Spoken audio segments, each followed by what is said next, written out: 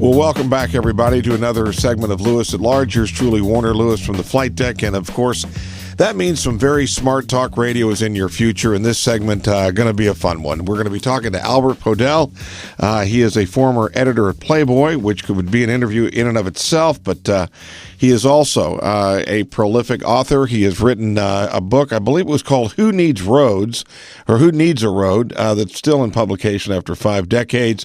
He has a BA from Cornell. All that academic stuff, I'm sure, is very, very important to him, but even more importantly, he has written a brand new work called Around the World in 50 Years, My Adventure to Every Country on Earth. This should be a good one. Now, Albert, how are you, my friend? I'm fine. How are you guys? You got any snow left on the ground out there? You know what? We've got a little, no, we've got warm weather now, and the grass is starting to turn green, and things are starting to happen again out here. So well, you're definitely ahead of us. We're getting another snowstorm tonight. Well, if you live in the Northeast this year, you've gotten all kinds, haven't you? Oh, we definitely have. Well, let's do this. We have a while, but we don't have forever. Let's bring our Lewis at Large listeners up to snuff a little bit about Albert Podell. Again, you were a former Playboy editor. So tell us in a few words about that. Paradise. I can imagine. The main thing I liked at the offices there, Hefner had all the windows covered over with white opaque plastic so you could not see out, but the light could come in, piped in music and palm trees, and all the women had to wear short skirts. And I said to him, Hef, why do you have the windows all blocked off? He said, I do not want the thoughts of my editors to be sullied by the mundane world outside. Okay. It was a harem. It was an amazing place. So you worked at the Playboy building in Chicago? Right, at Chicago. I edited all the nonfiction except for jazz and cooking because Hefner knew right on the spot that I had no facility with either jazz or cooking, nor do I to this very day. I turned my gas off 40 years ago and have never regretted it. Okay. And again, the spiel here is travel. Did Playboy take you many places, or did it just take you down to Michigan Avenue, and was the travel something you just did personally on the side? No, Playboy took me to a few places. They would, give me a pile of money, and they'd send me to a place like New Orleans, and they said, here, eat for a week and see whatever you can and write a story. So that was good. Then I moved on to an outdoor magazine called Argosy, and I handled movies for them. So a lot of movie producers would fly me abroad and went to Madrid and Paris and really got hooked on travel. Do you consider yourself a traveler first and a worker second? Or are you an editor and a magazine and print guy that just found travel to be interesting? Well, that's a tough question. Probably depends on what day you ask me that question, because in addition to being a magazine and print guy, I also have a law degree, and I was also one of the madmen during the height of the advertising boom. I specialized in motion picture advertising, and I was a good government lobbyist in Albany, and I write magazine articles, and I produce Broadway theatricals. So I don't know. I don't really categorize myself. Whatever comes along that looks interesting, I grab all the gusto I can. Well, let's talk about, again, this new work called Around the World in 50 Years. I'm curious as to, tell us about the early years as Albert Podell began to discover this great globe of ours. Where were the first places and why? Well, the first places I said were Madrid and Paris on a movie assignment, and I just loved being abroad. I just loved the foreign foods and the culture and meeting the new people. So a year later, I joined forces with a fellow, and we formed an expedition to set a record for the longest automobile trip ever made around the world. We got 3 people from different countries to join us. Unfortunately, only Steve, the fellow I formed the group with, and only we finished. One guy was killed by the Viet Cong, and 2 others succumbed to diseases along the way. But we thought it would be a 6-month trip, maybe 8 months. We had so many political problems that it took us 591 days to go completely around the world. But we did it, and we set that record, and I was hooked for life. Well, was the bug already implanted? Was that DNA already in you, or did that solidify it for good? I think the DNA was implanted at age 6 when I started collecting stamps. The other kids, they wanted stamps from either Italy or Israel or Ireland, wherever their parents came from. I wanted a stamp from every country in the world. And I was just fascinated by these little colored bits of paper with these strange people, these strange animals, these swords and pirates. And somewhere in the back of my mind, I said, I have to see all of this stuff someday. I got to see where all these stamps come from and what these things are like in person. Well, and again, I want to remind everybody, again, this is yours truly, Warner Lewis, from the Flight Deck, of course, of Lewis at Large Radio. We're talking to Albert Podell. He is a former Playboy editor. He has done many, many things, but the subject today primarily is traffic, and a brand new work, he's travel, brand new work called Around the World in 50 Years. He has visited every country on Earth. Interesting to be able to do that, especially with countries changing over the years. We can talk about that in a little bit. But I am curious as to, as you began to travel, when did the notion of hitting every country in the world hit you? Actually, Warner, good question. That's my default notion. What I really wanted to do, after we set the record for the longest direct non-repetitive trip around the world, I wanted to be the first person ever to go around the world by land in a longitudinal direction, wherever there was land on which to drive. In other words, by longitudinal meant over the poles. Problem was, since the South Pole is located on land, I would have to drive across Antarctica. For 20 years, I experimented taking 4x4s way up north in the winter and having the tires shatter and having the oil turn to sludge. And I could not figure any reasonable way to get a 4x4 across Antarctica, given the mountainous terrain where you go from sea level to 10,000 feet, given the size of the crevasses, given the necessity for keeping the engine running around the clock in those sub-zero temperatures. I tried and I tried, couldn't figure it out. In addition, there were so many wars in Central America and Africa that the route was just impassable. So my dreams died hard, and when that one died, it somehow got replaced. I was up to about 90 countries, and I looked at the list, and I saw there were about 196, and I looked at my actuarial table, and I looked at my finances, and I said, I think I can do this. I think I can be the first person or the first American or the first old dude, whatever, to go to every country. And I just said, I'm gonna go for it. And that was around 1998, 1999. I decided to go for the whole 196. Okay, so for the last not 2 decades, but last 15, 16 years or so, you've been kind of on a wild tear here. About 99 countries in 10 years, really packing them in. And the object here, again, based on what I see in the book and based on what I've heard, this is not you.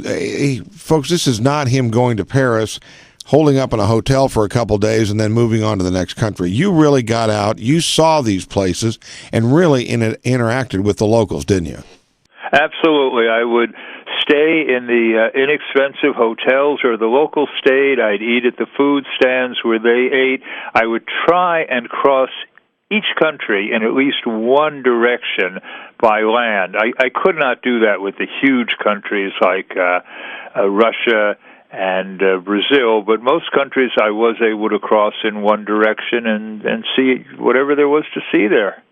So when you would, let's give an example for Europe, would you plan geographically, okay, when I'm in Europe, we're going to knock out we're going to hit Great Britain, we're going to hit Scotland, we're going to hit Wales, we're going to hit Ireland, or were these sort of, was it that well organized, or you just kind of hit and missed all around over the years? Well, if I had started this plan from the very beginning, it would have been a little better organized, because I'd already gone to 90 countries. But I did follow pretty much an organized way. When I went to England, I did England, Scotland, and Wales for about 3 weeks, and then I did Ireland separately. I just really thought they were such disparate kind of countries and different kind of peoples. I shouldn't mush them together. And when I would do other continents, I would try and do contiguous countries. I would try and do like Burma and Bhutan and Vietnam and Thailand and Brunei in one swath. In Africa, I would go from Sudan to Chad to Niger to Burkina Faso to Mali. I would try and not go hop skipping around, but try and do contiguous lumps. What about and again, what about the countries where you had to either supersede or get special permissions at the time? Things like Cuba and other countries where travel was highly restricted. Right. Well, I hope nobody's going to. I hope the federal marshals aren't going to come and lock me up. I actually sneaked into Cuba. I thought our restriction on the idea that Cuba was the only country in the world that our nation forbid us from going to, it just didn't make any sense. So when I was down in Haiti, I booked a flight into Cuba from Haiti and out through Jamaica. My big mistake is I thought the Cubans would regard me as a hero. I thought they would welcome me and say, hey, it's so great of you to avoid the embargo and come visit us. You're welcome. They were sure I was CIA. They looked through my passport, every page, and my passport has about 80 pages, the one I used when I went to Cuba. I've got 7 passports now. And they tried to link everything up with me being CIA, like, how come there was this riot in this country 2 days after you left? How come the president was killed 3 days after you left? Were you responsible for the agitation that took place when you were there? So they grilled me for several hours, and they didn't know what to do with me. Then one of them happened to ask me, by the way, where are you planning to stay in Havana? And I gave them the name of this cheap little backpackers hotel. They let me go immediately. They assumed right away that no self-respecting CIA agent would ever stay in a dump like that. You visited every country on the planet. Have you visited every continent? Have you visited Antarctica? The shame of my life. I am so seasick prone. I get sick on those docks that go up and down with the tide. And as you probably know, the worst seas in the world, the roughest oceans, are between South America and Antarctica. I have never been and probably never will be able to go there unless I flew in, and that's very rare. What about? No, I've been to every continent, but not to Antarctica. No. Well, let's do this. Let's just only in the interest of time. We can't talk about everything, but let's go sort of maybe continent to continent, and let's start with Asia. Tell us about an adventure from Asia. I mean, again, you have so many, we could go on forever, but tell us one that is memorable to you. Well, the most memorable, and I think it would be memorable to anyone, I came within literally 1 minute of being lynched in East Pakistan. I crossed into East Pakistan on my expedition the day the war started between Pakistan and India, and I was immediately suspect. I heard when I was in the capital, Dhaka, that the locals were going to march and demonstrate in front of the United States Information Agency. So I wanted to get some photographs of that. I went to the USIA. I saw a building across the street. I ran into it. It had balconies. I ran up to the 4th floor. I knelt down on the balcony, and I was sort of shooting between the columns on the balcony. It looked like a very safe place for getting photos without being involved. What I didn't know is the building was the Pakistan Ministry of Defense, and within a minute I was grabbed by 2 soldiers, and it was totally suspicious that here I am out on the balcony, telephoto lens and all, and it's the day after the war started with India. So they took me into a room and they started accusing me of being Indian spy. A lot of civil defense workers came in. They started chanting, Indian spy, hang him, hang him, hang him, hang him. And the janitor went, got a stout rope, threw it over a rafter, made a noose, put it around my neck, and I was literally 1 minute away from the end. Wow. All right. What about, talk about Europe. Let's talk about Europe. Okay. What specifically? Favorite food? Favorite country? Adventure. Story. All right. Now, understand that Europe is not a great place known for adventure. Probably I guess you could call it an adventure. I was in Serbia with my girlfriend at the time, a lovely Bulgarian lady named Ralica, and we wanted to see Kosovo, which was then the newest country in the world.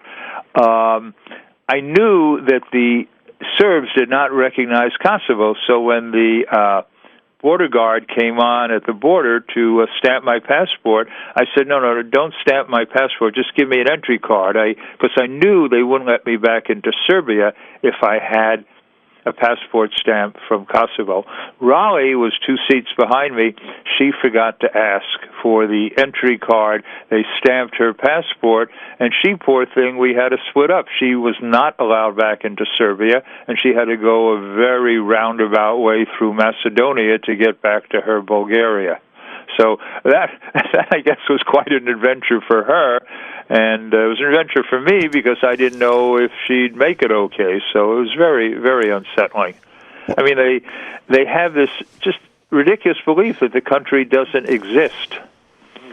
What about Africa? Undoubtedly, interesting things happened there to you. Oh, yeah, all over the place. Probably the worst things were meeting up with some of the jihadis, and a lot of these...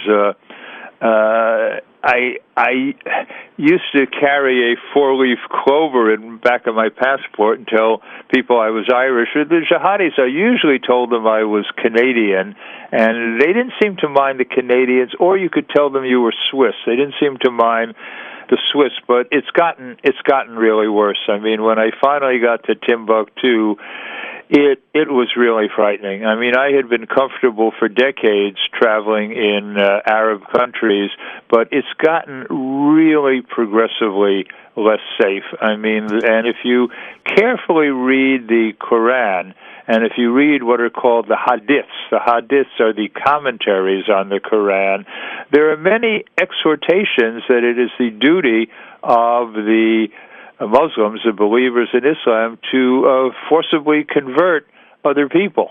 And it can make for some very hairy situations there.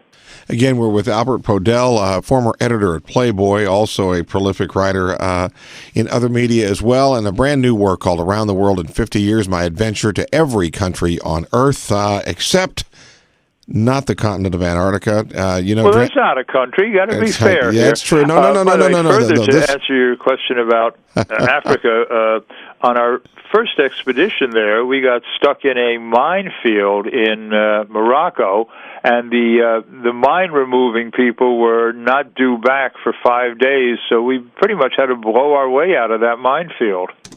What about we had a winch on the front of the Land Cruiser. We had a bow and arrow sponsor, tied a string to the arrow, tied a wire to the string, tied the wire to the cable on the winch. We shot the arrow onto the road. The Army officers, pulled in the string and the wire and the winch cable, found a big 70, 80-pound boulder, hooked it up to the winch, and we dragged the boulders back and forth until mine went off and the way was clear. That was a little hairy start for that trip. Indeed. What about, and again, only in the interest of time, what about interesting story or two that you've got from your travels in North or South America?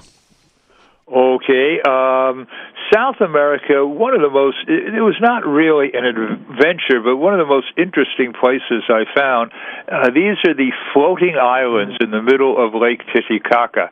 What the Uros Indians have been doing for centuries, they pull up these thick reeds, which are called tortora, and they make these gigantic waterbeds. They're the size of 2 football stadiums, and they just keep replacing the reeds, and you walk on these islands, and it's like walking across a waterbed or like walking through the Okefenokee swamp. And it's just an amazing kind of experience, and they've been replenishing these islands for hundreds of years and have no problem doing it. Well, this is we could go on and on and on about this. I'm not really sure we could. Well, anyway, the book, a fascinating one, a great read. By the way, congratulations 2.5 years ago, you married, I believe, a young Russian journalist. Is that correct? Russian poet? A very young Russian journalist. Your your listeners would surely not approve. She's 49 years my junior, but we just fell in love. I mean, we're just really made for each other, and we just adore one another. And I am the happiest guy in the world. I married her 3 days after I came back from seeing my last country. Whereas I did not want to leave a young widow, and I said to her, honey, I got to finish Angola, which was the last official country, and I said, as soon as I get done for Angola, you and I are getting married. And 3 days later, we went down to City Hall and did it. Wow. You know, you're unique. You're the only guy that has visited every country on the planet. What from where Albert Podell sits? What's the lesson here? What's the headline? What do we all need? Those of us that have not visited every country. What's the lesson here? Well, it's probably a mixed lesson. In other words, I think most of your listeners are good, upstanding, responsible people. They have families, they have children, they have jobs they need to stick with. They can't do all this thing. I decided at a really young age that I wanted to grab all the gusto I could. I figured out what I needed a pile of cash. I didn't have it. Figured the only way to do that was to invest in the stock market. I did that, and after a while, I really did not have to work anymore. I got lucky. I picked a biotech stock where an investment of 35 cents a share today is worth $122 a share.